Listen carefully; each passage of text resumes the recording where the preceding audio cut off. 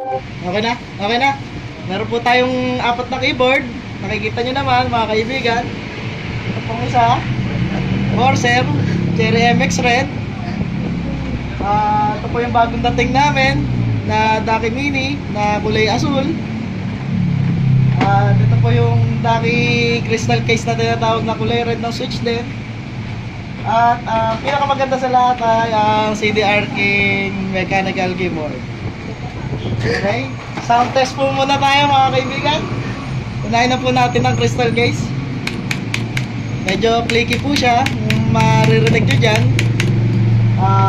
Ito pong red na Corsair. Isa din sa pinakamagandang keyboard.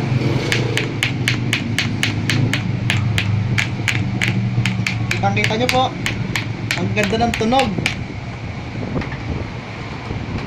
At ito po ang Daki Mini na kulay red. Clicky din po siya at medyo maingay. Ayan. At ang pinakamagandang keyboard sa lahat. Rinig na rinig nyo naman po mga kaibigan. Pakagandang keyboard. Diba? Diba? Ngayon po, susubukan natin ang drop test. Ngayon, yung CDR King lang ita-drop test natin. Kasi pinakamagandang keyboard sa lahat eh. Ngayon, ito po. Subukan po natin. Subukan po natin i-drop test. Usod po na natin ang ating mga mechanical. Kitang-kita nyo po ha. Siguro po mga 3 to 4 feet ang taas ng ating ibabagsak. Okay po, ready na? 1, 2, 3. Kita-kita nyo po.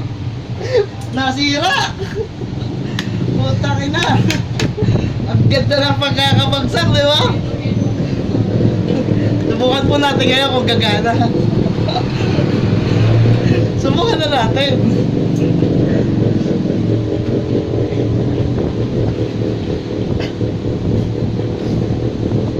Oh, nagana pa rin siya mga kaibigan. Sabi sa inyo, napakaganda nito. At ito nga pala ang switch nito ay Cherry Mobile Switch. Kaya po, silent na silent. No? Wala kayo maririnig, oh.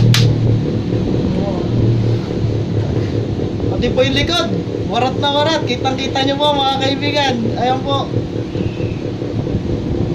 Napagkaganda nito, mga pare ko. Oh, pakagandang keyboard nito. Yan lang po. Maraming salamat.